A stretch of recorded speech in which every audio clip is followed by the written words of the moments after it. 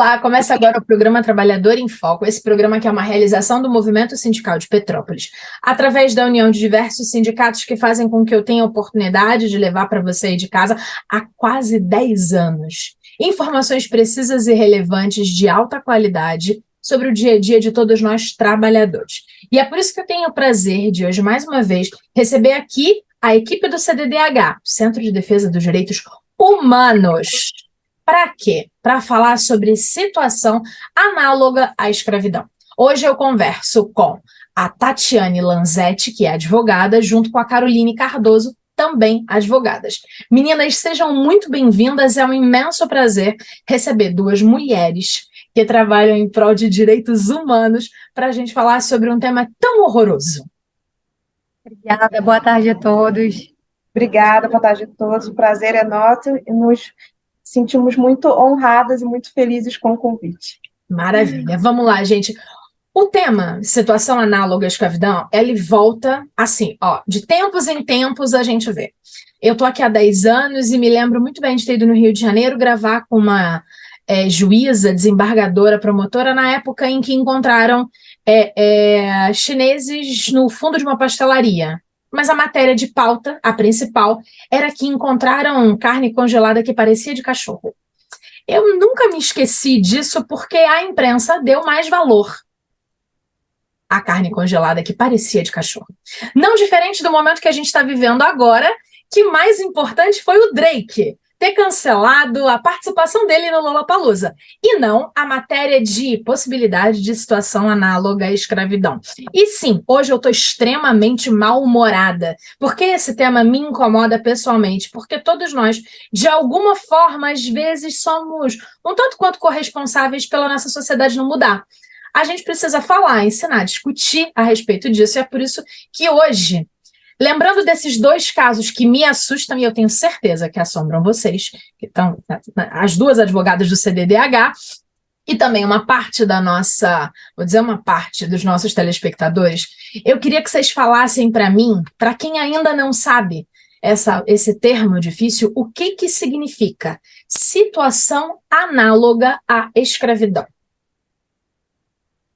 Então, essa situação análoga à escravidão seria a manutenção desse trabalhador em situações degradantes, exaustivas, as jornadas de trabalho exaustivas, degradantes, insalubres, de forma que ele seja forçado a se manter nessa situação, seja retendo os documentos pessoais dele, seja realizando uma vigilância ostensiva a ele. Vigilância ostensiva. Vigilando A vigilância 24 horas 24 por horas dia, por né, do dia. local do trabalho também, né? A OIT, ela traz o trabalho forçado, né? Só que isso foi complementado anos depois, não é só o trabalho forçado, principalmente o trabalho degradante, em condições degradantes, né? Então, tudo que você for ver em vistas de trabalho forçado, jornada de trabalho exaustiva, condições degradantes de trabalho, restrição da locomoção do trabalhador, porque às vezes o que o empregador ele vai fazer, né? Essa pessoa que causa esse crime, que se diz empregador, ele força aquele trabalhador a não sair do local do trabalho, né? Ele faz de tudo para aquela pessoa ficar. Então, ele retém os documentos, né? Ele retém os bens pessoais, até o próprio salário. Ele cria uma situação de dívida, que essa pessoa se mantém ali, ela começa a cobrar para comer, começa a cobrar luz, água, quando vê a pessoa já está presa naquela situação de dívida, de uma dívida imensa que ela nunca vai conseguir quitar, e ela está presa ali naquela situação. Então é essa retenção. E tem também uma outra forma de impossibilitar meios de transporte para que ela possa sair dali, que às vezes a pessoa é levada para um local muito distante, né, e ela... Então é isso, é reter documentos, vigilância ostensiva. E, Carla, tem um fator, assim, muito predominante para isso acontecer, que é a condição de miserabilidade da pessoa. Então, a pessoa ela já está muito frágil, ela precisa muito de um trabalho, ela precisa muito de comida, de teto. Então, as pessoas que cometem esses crimes, que eu não posso dizer que são empregadores, porque não são, elas usam, sabendo disso, da condição dessas pessoas, né, usam essa condição dessas pessoas para trazer essas pessoas ao trabalho análogo à escravidão, né? Então, muitas vezes troca de alimentos, troca de um teto. Você não sabe que condição é esse alimento, que condição é esse teto, né? E aí a gente pode citar que isso acontece muito e muito com os moradores em situação de rua, né? Isso acontece demais, Olha, tá? Então, é uma coisa que o trabalho análogo à escravidão está muito visível e perceptível aos olhos de todo mundo. O que acontece é que é, as pessoas ainda acham, mas está em troca de um prato de Acham que comida, está ajudando, acham que né? estão ajudando, só que elas não Está estão ajudando. naturalizando aquilo ali. Exatamente. Então, a gente vê que é toda uma condição estrutural. Começa ali de base, da falta de emprego, da falta de moradia, da falta de renda, A e falta de políticas da, públicas. isso, da falta de oportunidades de trabalho que faça que a pessoa acabe aceitando qualquer coisa, porque ela sabe que se ela não aceitar aquela oportunidade, qualquer outro vai aceitar no lugar dela. Então, ela se submete a essas situações e quando ela vê, ela já está ali envolvida e vem uma proposta que inicialmente é muito agradável, é muito boa, e uma proposta de mudança mesmo de vida, de perspectiva de tão ruim vou que te aquela dar pessoa uma casa, vou te dar um emprego, você vai ter um salário e a sua vida vai mudar. Vem comigo lá para a fazenda, daqui a 500, 300 quilômetros do primeiro ônibus. Para quem está morando na rua, em situação de rua, para quem está morrendo de fome e sentindo frio, realmente é o maná dos deuses. Vou ter casa, comida, ainda vou ter um salário, né? A gente vê aquela questão que saiu no jornal há pouco tempo, da Globo, daquele senhor, né, que ficou desde os anos 80 em condição, né, análoga à escravidão. Você vê, ele foi para a rua porque ele teve uma questão mental. Exato. Uhum. Então, assim, a pessoa que pegou ele sabia disso. E Rapidamente dava para perceber. Na matéria dava para perceber que ele era um indivíduo sofrido, mas que tinha alguma demanda, alguma ordem psíquica, alguma patologia que o impossibilitava das suas faculdades mentais tradicionais, que ele não conseguia responder por si sozinho. Isso é muito triste porque a gente vê uma questão jurídica e, ao mesmo tempo, uma questão social, né, de crueldade. a gente só fazendo um parâmetro, né, a questão dessa questão de usar outra pessoa para prestar algum serviço para você, isso é um resquício que a gente tem da própria escravidão, da história da escravidão no Brasil. Usar né? a pessoa como um meio para determinado fim, e não como um fim em si mesma, não percebendo a dignidade daquela pessoa, e sim usá-la como instrumento. É isso ainda existe, né? Isso, então, se a gente parar para pensar, né, nessa estruturação de conceitos enfim, está muito ainda arraigado a questão da escravidão lá atrás, da época do Brasil colônia. Isso ainda não morreu, isso ainda não mudou, isso ainda não ultrapassou, infelizmente. E a gente pode dizer que é uma forma de tortura, né? Porque é uma tortura. Isso, né? Porque essas Física condições e é que essa psicológica. pessoa está ali, ela nem percebe muitas vezes, que ela está ali presa e percebe, é uma prática de tortura. Né? Maravilha. Entendido isso, que é a gente nortear. O que significa isso? A gente vai para um próximo passo. Foi manchete aqui no Jornal de Petrópolis, no Diário de Petrópolis, de uma matéria dizendo que Petrópolis teve 71 famílias resgatadas do trabalho análogo ao escravo e que essas pessoas residem em Petrópolis. E aí eu queria saber de onde é que surgiu essa informação. Quem são essas pessoas? Onde é que elas estão morando agora? Onde é que elas estavam? Elas eram moradoras daqui e foram levadas, como vocês estão dizendo, moradores em situação de rua? Como é que a gente não percebeu isso? De onde está essa informação e como é que a gente não percebeu?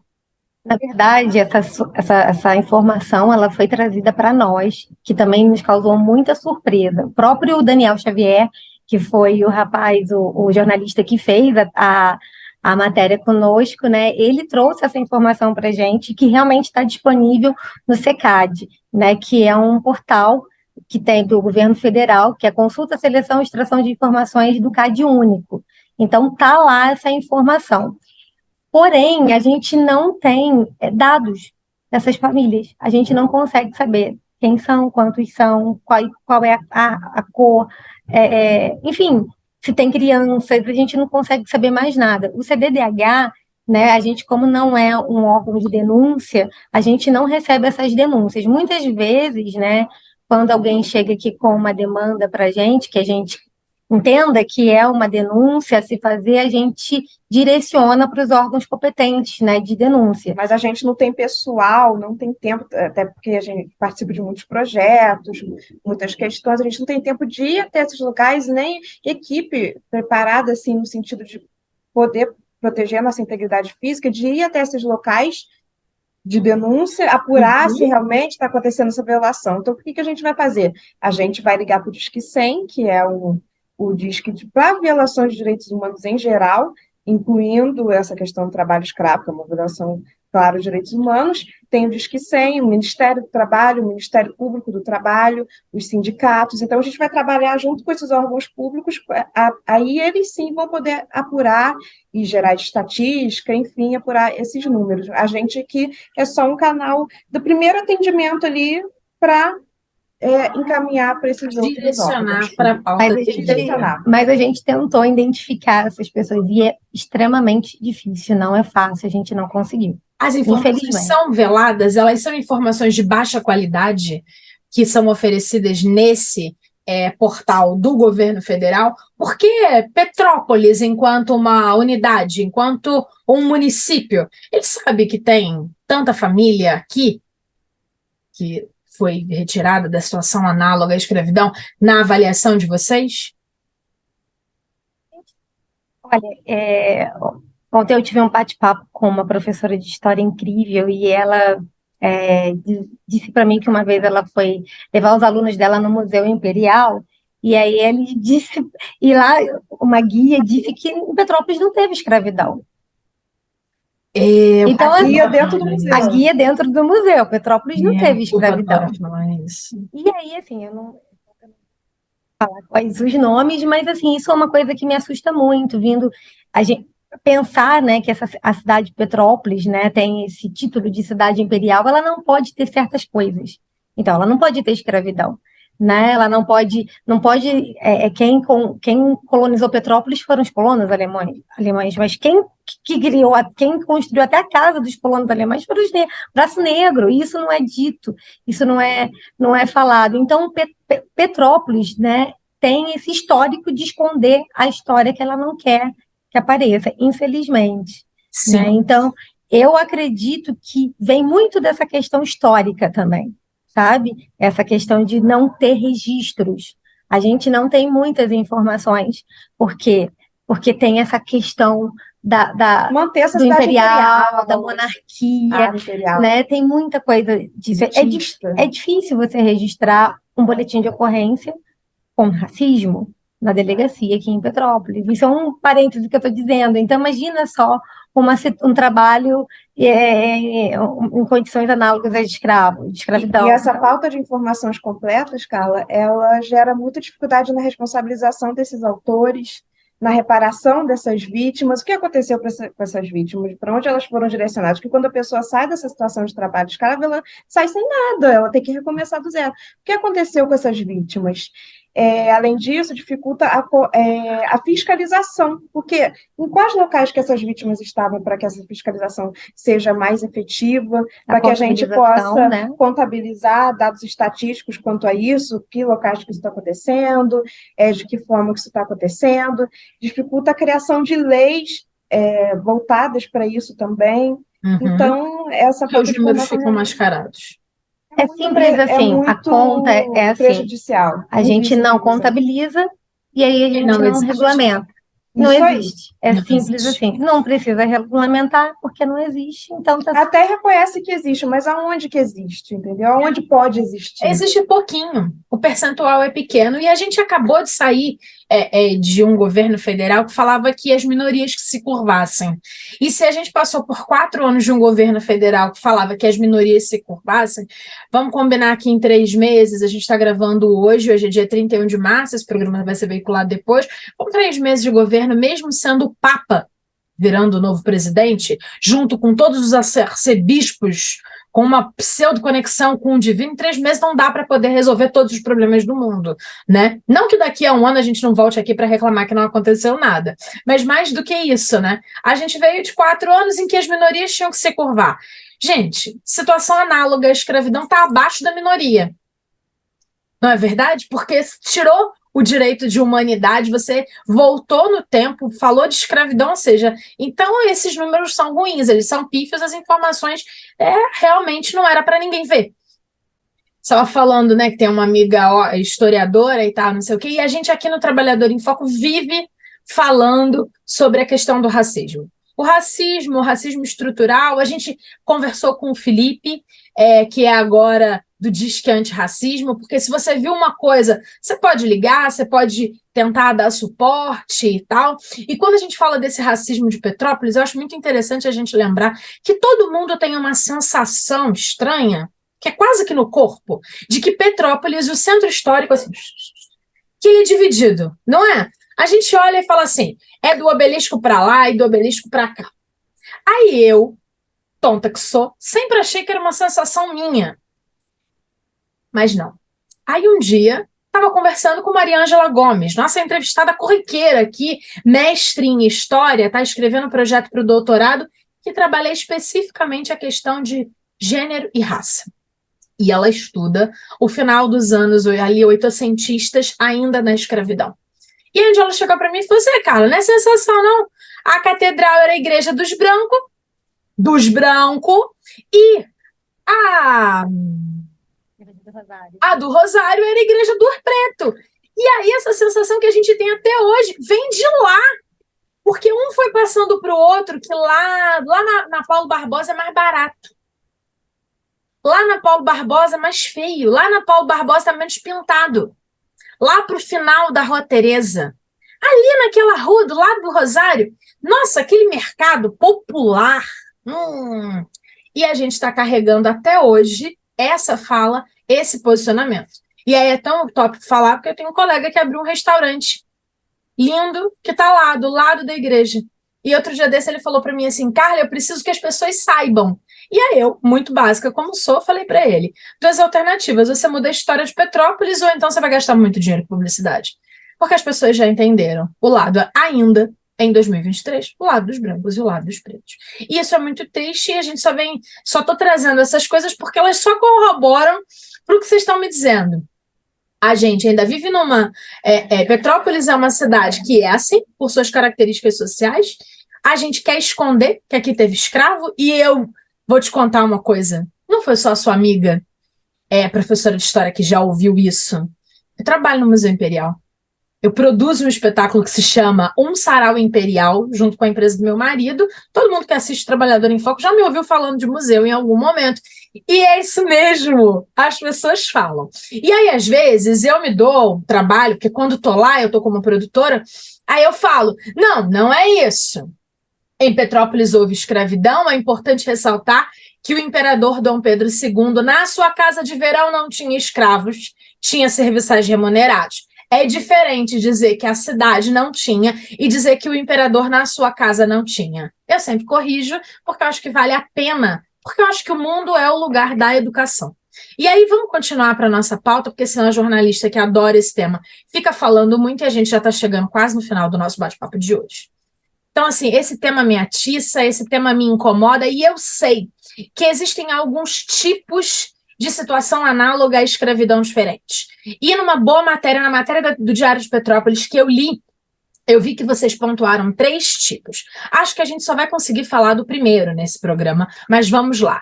Eu queria que vocês falassem para mim, me explicassem para o nosso telespectador de casa, o que é o tráfico humano? E como é que ele se configura? Como é que eu, cidadã, consigo identificar que é isso para fazer alguma coisa? O tráfico de pessoas, né, ele é essencialmente caracterizado né? Pelo recrutamento, transporte, transferência, abrigo ou recebimento de pessoas, né? Pode ser por ameaça ou não, tá? A pessoa pode ser aliciada por uma vantagem aí, né? Pode ser por uso da força ou pela coerção, né? Ou E mediante coerção, fraude. doutora? Coerção é você forçar, né? A pessoa Você força, mas não a amarra.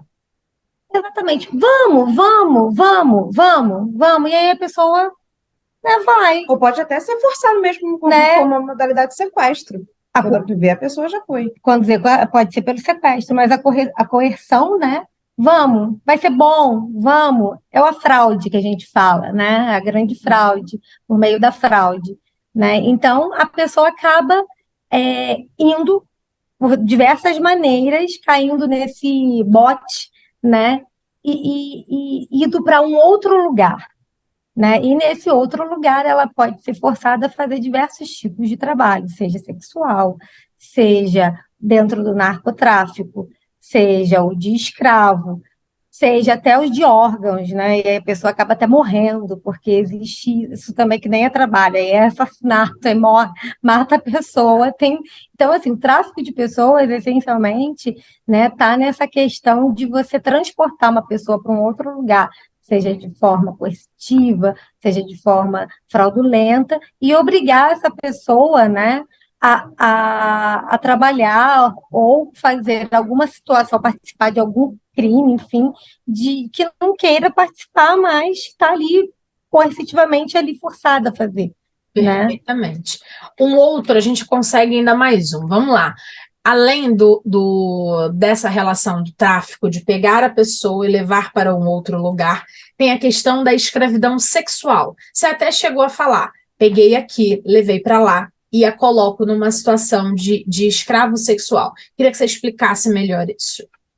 Isso eu vou até citar um artigo do nosso Código Penal que tipifica a exploração sexual, que é induzir ou atrair alguém à prostituição, outra forma de exploração sexual, facilitá-la, impedir ou dificultar que alguém a abandone. A prostituição, e sim, prostituir-se não é crime, mas a exploração desta prostituição, sim, é crime.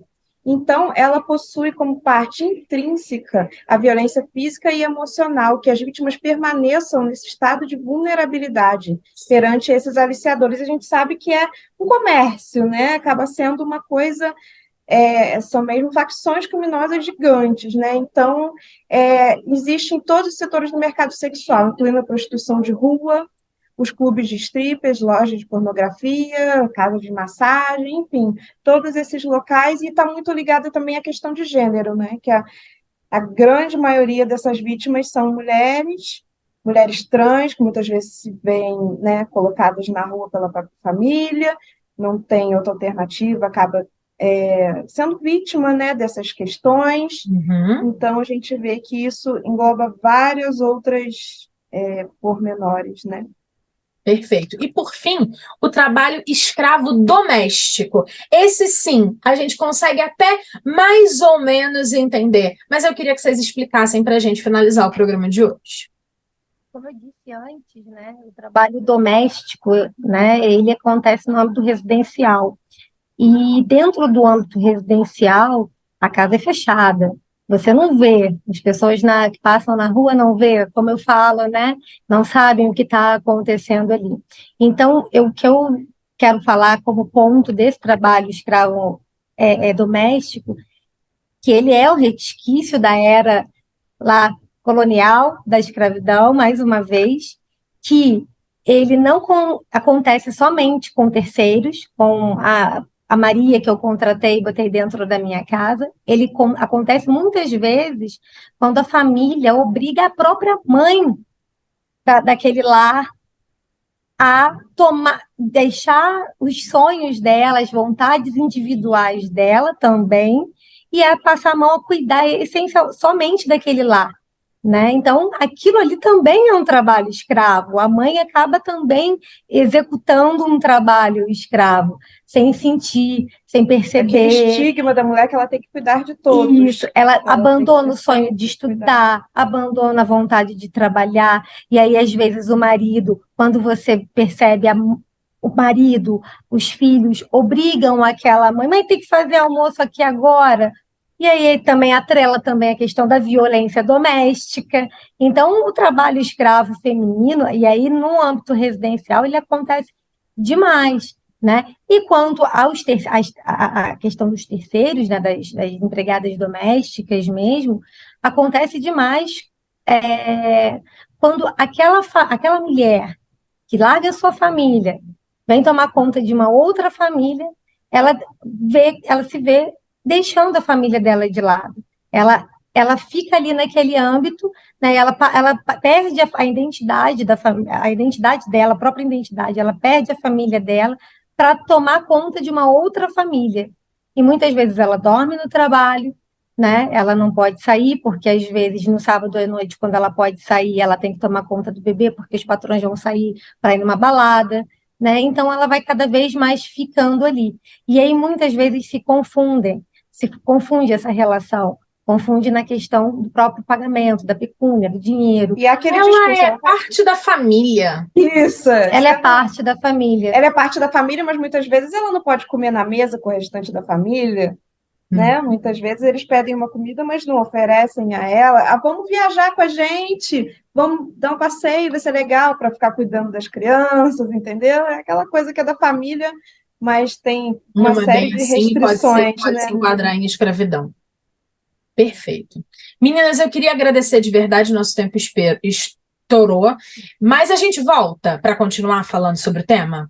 Com certeza. Maravilha. Obrigada de verdade, foi um imenso prazer falar com vocês. Obrigada a você de casa que ficou com a gente volta em breve para dar continuidade.